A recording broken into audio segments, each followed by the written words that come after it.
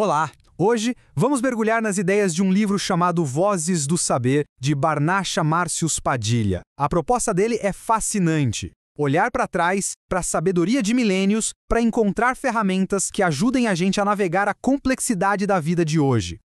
O livro já começa com uma provocação, um paradoxo bem interessante. É pra gente pensar. Nós somos provavelmente a geração mais informada de toda a história, né? O acesso a tudo é instantâneo. Então por quê? Como o autor aponta, a gente se sente também a geração mais confusa? E o livro descreve essa contradição de um jeito muito bom. A gente tem as mentes mais brilhantes da história a um clique de distância, mas muitas vezes a gente gasta horas e horas em debates que, bom, são triviais. É uma observação muito afiada sobre a nossa época. Essa metáfora do autor, nossa, ela resume tudo de forma perfeita. A gente possui um tesouro de conhecimento, mas parece que falhamos em aplicar isso para ter mais sabedoria. A informação está ali, disponível, mas a prática, a vivência disso, muitas vezes se perde no caminho. Então, como é que se sai disso? O livro apresenta um plano, uma espécie de plano estratégico.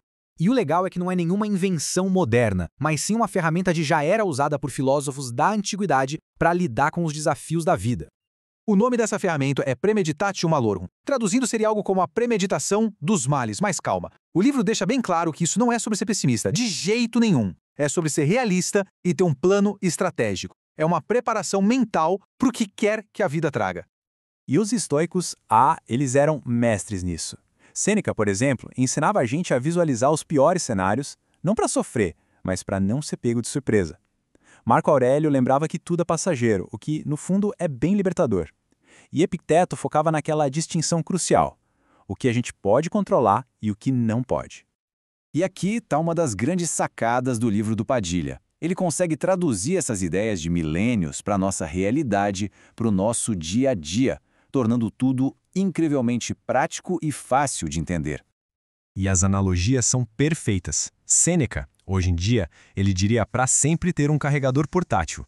Marco Aurélio nos aconselharia a manter a calma quando o GPS recalcula a rota e leva a gente para um caminho esquisito. E Epicteto, ele nos lembraria que não dá para controlar a chuva, mas dá sim para levar um guarda-chuva. Simples, né? Mas muito profundo. Mas é aqui que o livro dá uma virada sensacional. Essa ideia de se preparar não era exclusividade dos romanos. O autor mostra que essa é uma sabedoria humana universal, encontrado em várias culturas que, mesmo sem nunca terem se falado, chegaram a conclusões bem parecidas. Lá no Oriente, por exemplo, a gente encontra a ideia budista de dukkha, ou o sofrimento que faz parte da vida. A ideia não é de deprimir ninguém, muito pelo contrário, é nos preparar. O livro usa a analogia do seguro. É libertador saber que se está coberto, mesmo que a gente espere nunca precisar usar. Já o taoísmo nos fala do wu-wei, a ação sem esforço.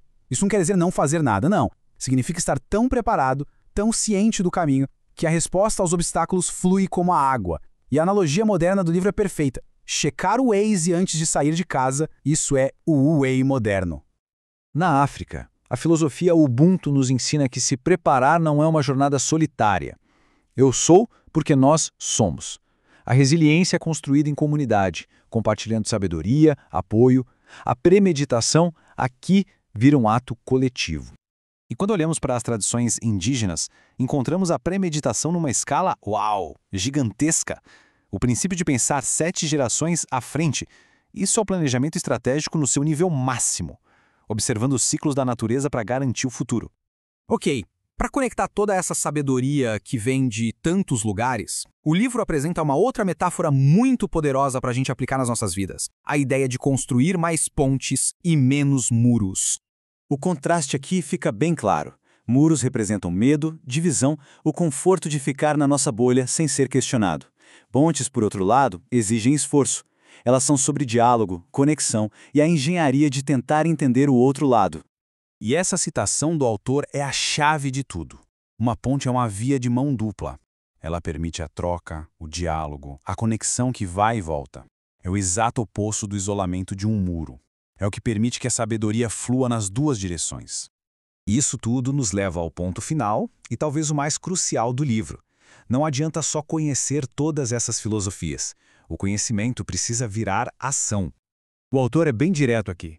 Acumular fatos, frases, citações, sem aplicar nada disso é só um hobby, um entretenimento intelectual.